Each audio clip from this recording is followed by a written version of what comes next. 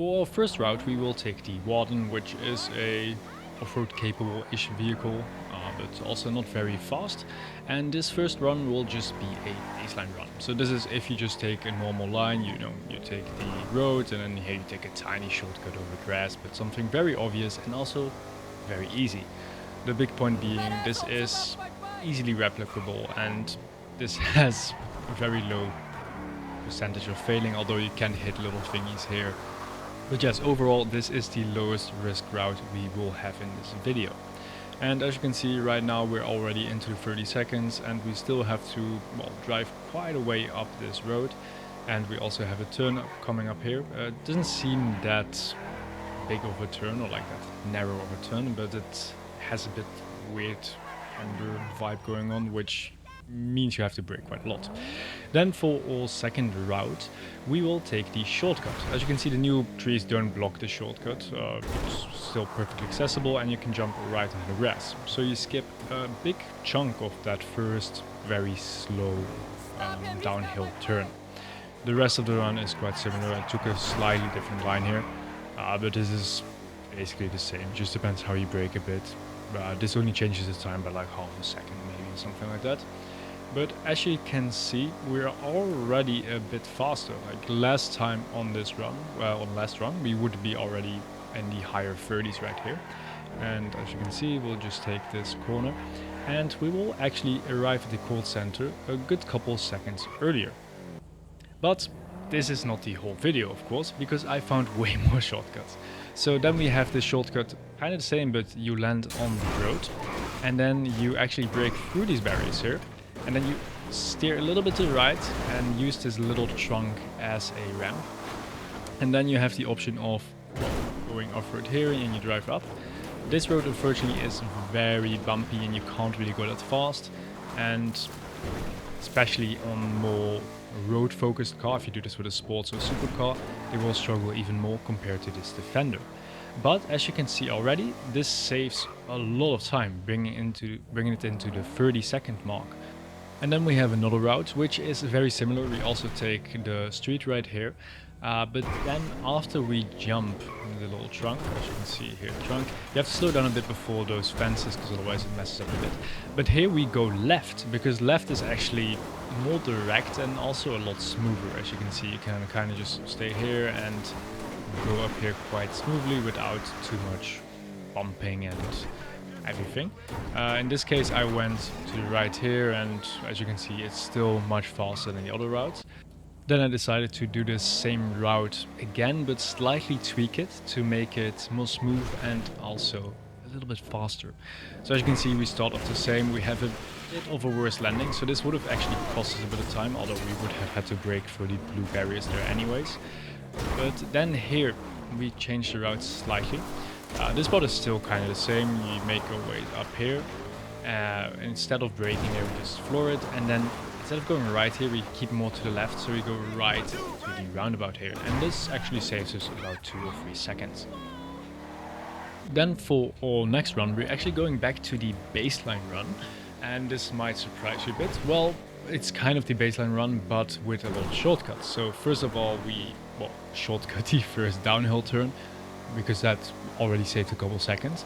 But then, yes, we do take the street, because, well, it's a lot more fail-safe than the other route, which was around 31-32 seconds.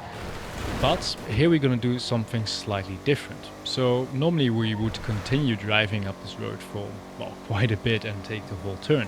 But instead we're gonna go onto the off-road right before this little white area here. And then we can just replicate what we did on our previous run and hop right onto the roundabout. This is, although still 7 or 8 seconds slower than our shortcut. Then I wanted to test these routes with a more standard car, I would say, because let's be fair, most people drive around in supercars. So I took the Krieger because this is all-wheel drive and it's also one of the fastest supercars. So first we're gonna set a little baseline run to see if it makes a difference, because I can imagine this thing will accelerate a lot more on asphalt. So it might be, there might be less difference between, you know, asphalt run and also a very shortcut off-road run. So I decided here to not take the turn, to just do this, because it's such an easy shortcut basically. And we can see that we finished with like 38, 39 seconds, which is a lot closer to our other run. But of course I had to take the shortcut to see if this one can actually do it faster than the Warden. So first of all we jump here, and then we brake a little bit before this barrier, and then we make our way up this trunk. I must say I took a lot more tries because the suspension of this car is so low. It's definitely easier with high suspension cars like the Warden, or maybe a Draugr would have a very easy time. But if you manage, you can actually get a very, very fast time, as you can see here, kind of getting to the roundabout at like 28 seconds, which is around 4 or 5 seconds faster than the Warden, and also a lot faster than the run without the shortcut. Then I tried this same route again because I wanted to see if I maybe could have gotten it a little bit better, because I struggled a bit at the tree section. This run I did quite well. It looks crashy here, but it actually points me the right direction, which actually saves a little bit of time. And I take a more aggressive line over that little wall right there.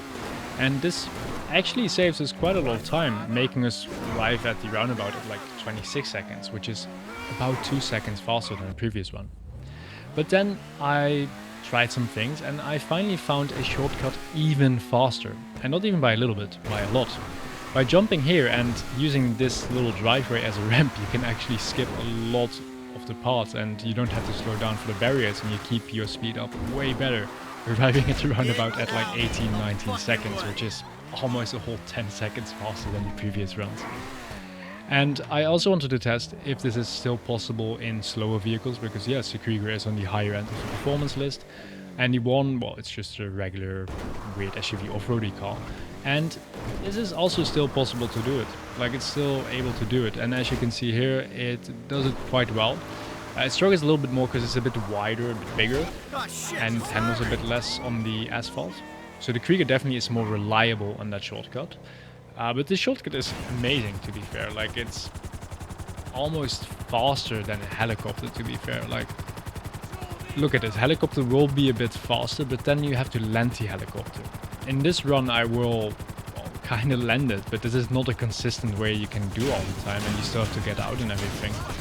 So this is actually faster than a helicopter run, which is actually insane for a shortcut, and it's not even that difficult. Here's a quick table so you can see which shortcut saves how much time, and as you can see, going down from 51 seconds to 20 seconds is 31 seconds of time save over less than a minute of gameplay, which is actually quite insane. So I hope you will use this in your future lobbies so you can complain to your friends that you have to wait for 20 seconds. And if you liked the video, don't forget to comment, like, and subscribe. And I'll see you in the next one.